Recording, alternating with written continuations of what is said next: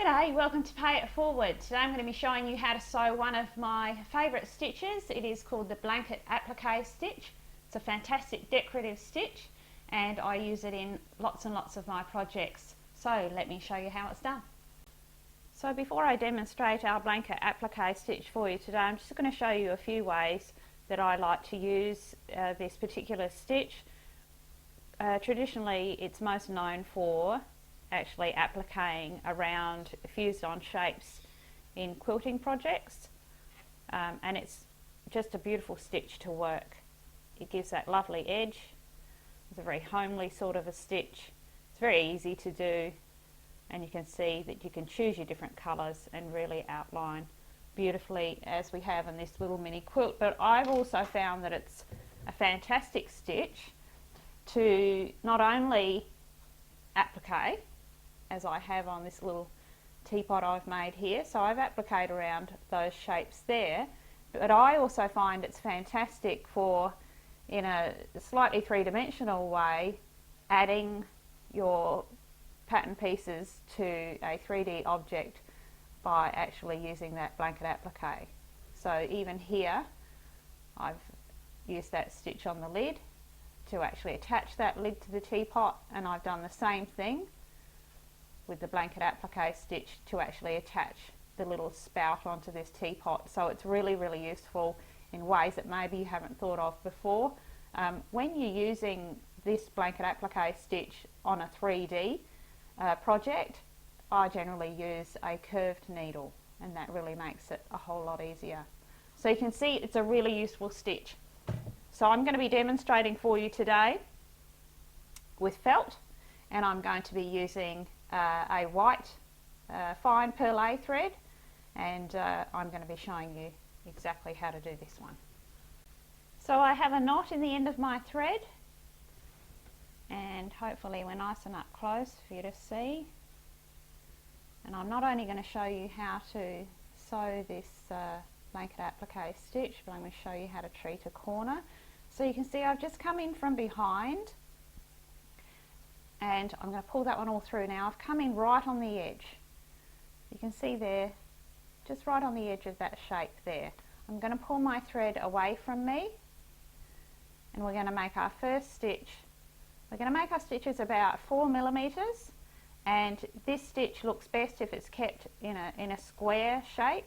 So 4 millimeters down and 4 millimeters across, so we create a nice little clean box shape. You can see that my needle has come through the loop, and I've taken up some of this heart layer and just some of the bottom layer as well, and come out right on the edge there. So we'll show you that first stitch. So that one's anchored in there. So I'm going to keep my thread still pulled away from me there. I'm going to take my second stitch. So I dive in, I take up some of the heart and some of the underlayer, and I come out right on the edge there, keeping to our same size stitch. Pull those in nice and firm. We'll do our next one. So in, take up some of those fabrics, out right on the edge and through the loop, and it's the loop coming through the loop that creates that little binding. You can see that nice little neat line starting to happen across the edge there. I'll put our fourth one in.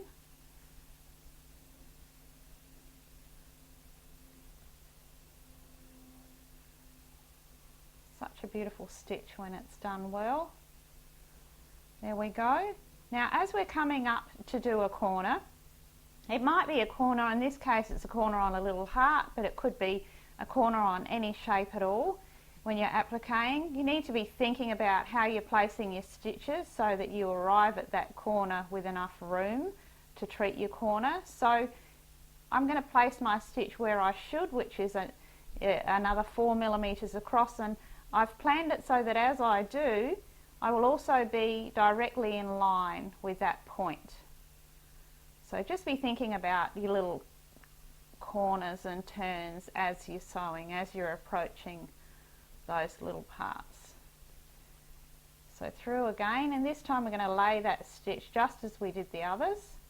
So now we've got a nice straight little line. Now I'm going to go back into that same entry point, and I'm going to come out right on the point of that heart, right on our corner. Still through the loop, of course. This time we want to place that stitch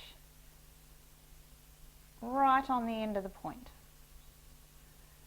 Then we're going to go back, we're going to rotate our work. As you work on any applique project, it's important that you turn your work to be constantly working away from yourself as you go. Otherwise you can end up with your applique stitches on a slant.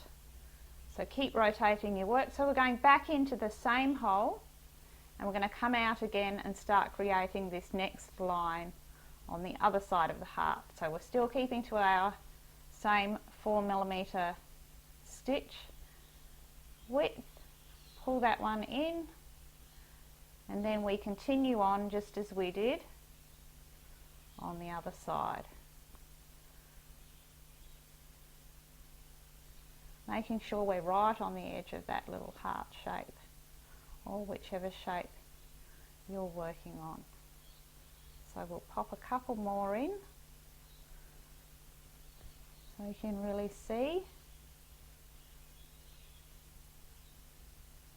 It's a great stitch for felt.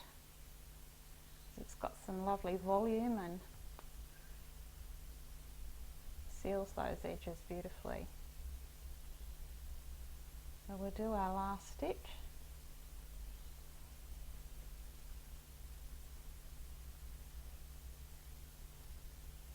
Through the loop always.